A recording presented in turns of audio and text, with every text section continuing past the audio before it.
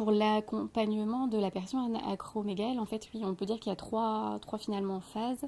La première étant l'annonce de la maladie. C'est un temps important parce que, comme toute pathologie chronique, l'annonce est quand même un moment fort.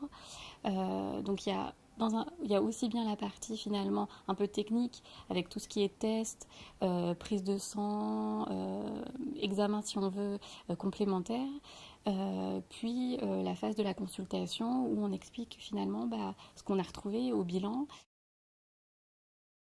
Souvent, on associe aussi le gros planning de ministres parce qu'il y a le suivi cardio, le suivi pneumo, le suivi dentaire, le suivi rhumato, asocial, endocrino. Ça fait énormément de spécialistes qui tournent autour finalement du patient. Au niveau du traitement médicamenteux, qui sont les injections, ça reste quand même des injections, on va dire, mensuelles.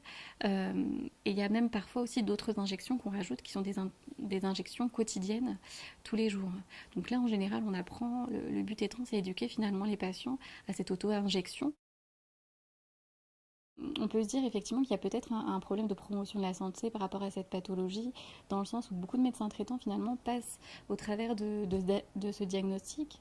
Souvent le problème en fait, c'est que les patients mettent souvent ça sur le compte du vieillissement. Bon, commence à gagner de pointure, oh, j'arrive plus à mettre mon alliance, des petits signes comme ça, j'arrive plus à fermer ma veste. Bon, c'est bizarre, mais bon, je vieillis, alors c'est peut-être ça.